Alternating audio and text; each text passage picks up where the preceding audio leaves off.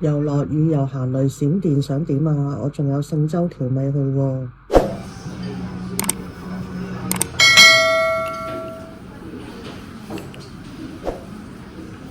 因為落雨嘅關係，只係求其喺酒店附近揾咗間餐廳食個早餐。一早就懟個海南雞飯，已經去晒骨，啖啖肉。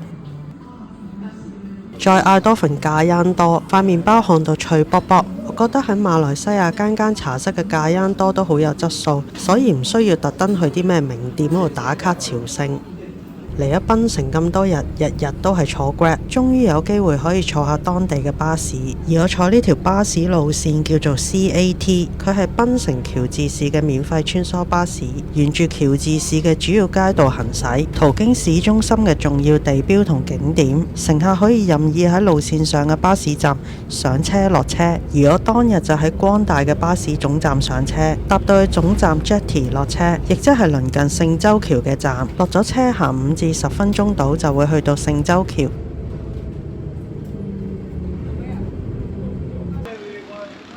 一入嚟見到大紅燈籠高高掛，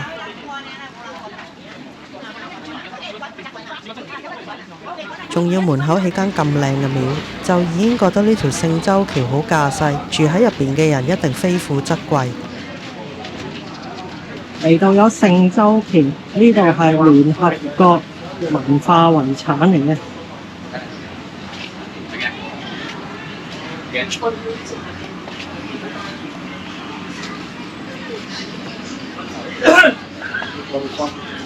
左右兩邊都有啲攤檔，賣下衫褲鞋襪啊、玩具啊幾樣。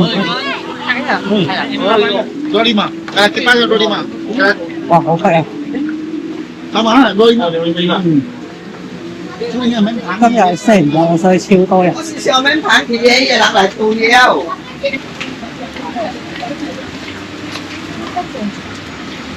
唔該啊！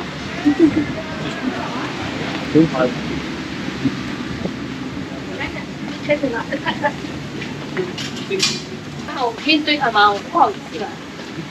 佢仍然係有啲居民住喺度，即係有啲似大澳嗰啲水上棚屋咁。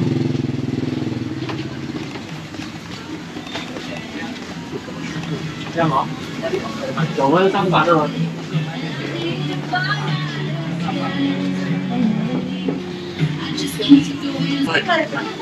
而家行下行下咧，又覺得佢都幾似赤柱。赤柱都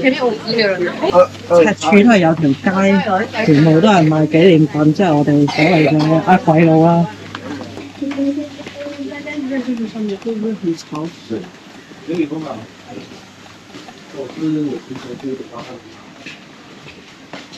啲屋大部分都係木造嘅。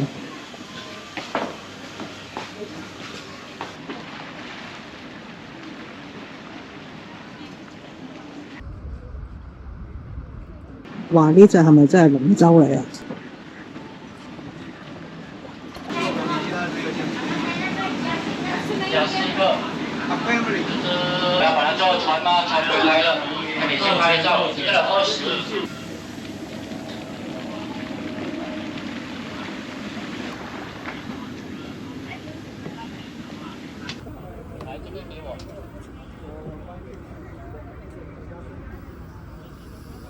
哇！今朝仲落大雨，轉個頭已經陽光普照啦。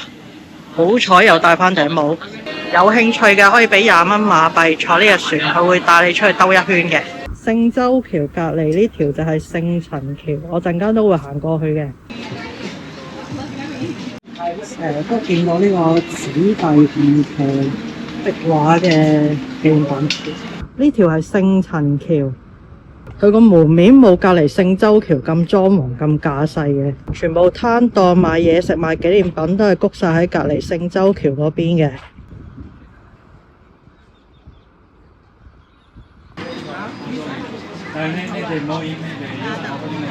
雖然呢條聖陳橋嘅人煙稀少啲，冇隔離嗰條聖洲橋咁旺，但我覺得行得舒服啲喎。隔離嗰邊真係呢，隔離嗰邊真係好逼咯，人碰人咁樣，好似行緊曼谷嗰個咩火車鐵路市場咁樣，睇嘢都睇得唔清楚。Hello，你肚唔肚餓啊？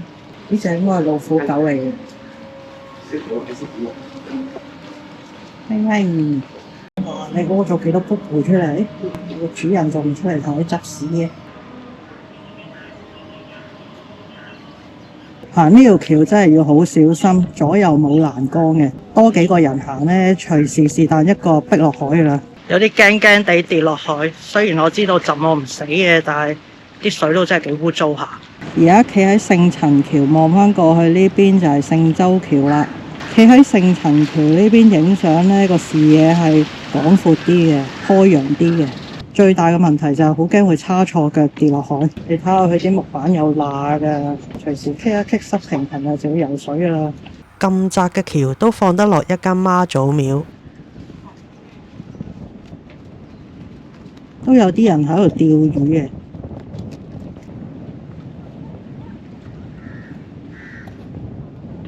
我而家坐咗喺條橋度啦，好熱啊，辣囉柚啊！太陽曬到條橋好熱啊！已經好耐未試過咁樣坐喺海邊欣賞風景，雖然都係扮嘢，一熄機我就走㗎啦。呢度真係曬到黐線。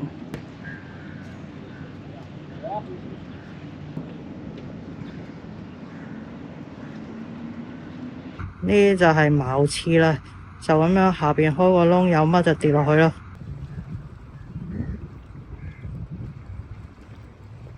棵樹都生到入廟，頂穿咗屋頂。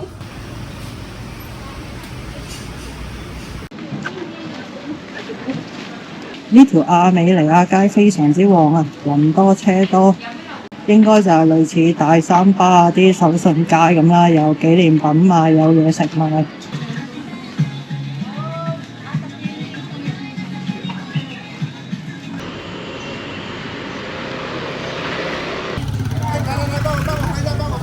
大部分人嚟到亞美尼亞街都係為咗同呢幅子弟共騎壁畫打個卡。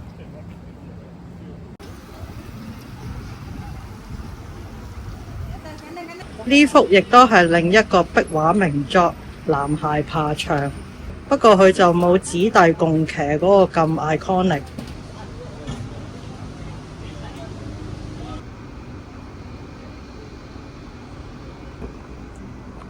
喂，呢幅係咪你嘅全家福嚟㗎？喵喵，究竟係喺度賣衫定係晾衫呢？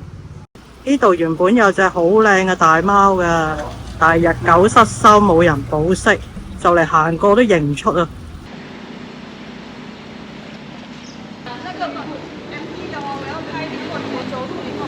另一幅標誌性壁畫《追風少年》，佢騎緊嗰架電單車係堅㗎喎。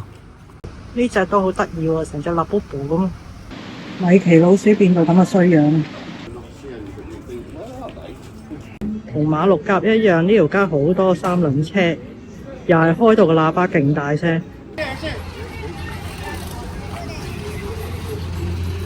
不過佢哋啲車係鍾意掛花，馬六甲嗰啲就掛公仔，成隻叮當咁。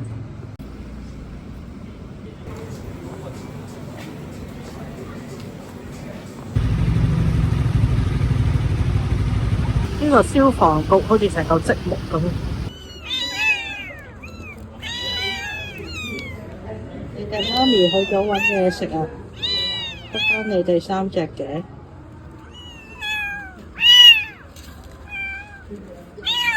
夜晚我就返去汕頭街夜市睇下有咩好嘢食。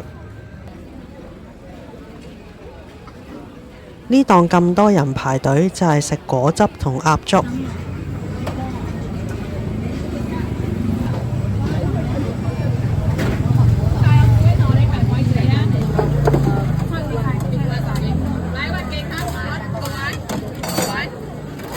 除咗鴨粥同果汁，仲可以 order 啲小食，例如豬腳、雞腳、滷蛋、滷肉同埋一啲豬內臟。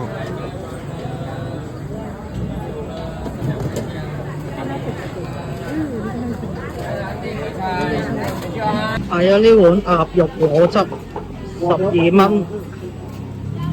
雖然有好多內臟我都唔食嘅，不過一場嚟到點都要試下。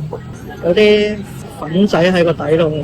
啲鴨絲，半隻滷水蛋，啲豬腸，呢個豬耳，佢話有豬頭皮啊，但係我而家都唔知邊啲係豬頭皮，唔理啦，照食啦。個滷水汁好香啊，啲料全部都滷到好入味，認真唔錯，12蚊抵食啦。本螺汁本身唔辣嘅，如果想要辣嘅話呢，就要自己加辣醬啦。呢個汕頭街夜市除咗人多車多，油煙亦都多。哇！成條街都煙霧瀰漫，嗰啲鑊氣幾犀利。今次嘅 trip 喺檳城最後一餐，大家估下我食咩？就係食炸雞啦。呢個係 A&W 炸雞，喺香港唔見有。我嗌咗個炸雞柳餐，配柳柳薯條。呢杯係沙士嚟嘅，佢擠咗劈 cream 上去。雖然俾我行下翻嚟，已經熬到散咗啦。本來呢一餐係諗住行翻去99嗰個 Hawker Centre 度食肉骨茶嘅，但係因為到我想行去嗰陣已經過咗9點半啦。我預計我行得去嚟，佢應該閂咗門啦。因為我琴日挨近10點嘅時候去過一次，嗰檔肉骨茶已經閂咗門啦。佢都應該係幾早收下嘅。咁算啦，今餐就簡簡單單食炸雞，食完就早啲執行李，聽朝9點幾就要出機場噶啦。其實呢餐快餐只係我喺喬治市最後一餐啫，我聽日出到機場都仍然會繼續食嘢嘅。好啦，唔講咁多，食嘢先，仲有大把行李未執啊！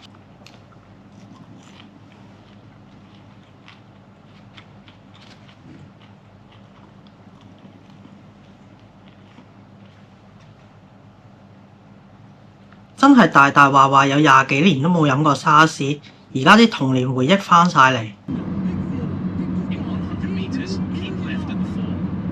過關條龍打晒蛇餅，排都唔係問題啊！最慘就係一路排一路俾後邊個阿姐用個 body 嚟撞我。檳城機場冇咩餐廳選擇，同埋度度都排得好緊。我淨係喺 Starbucks 買杯咖啡都等咗5個字啊！等到件三文治凍咗都未有得飲啊！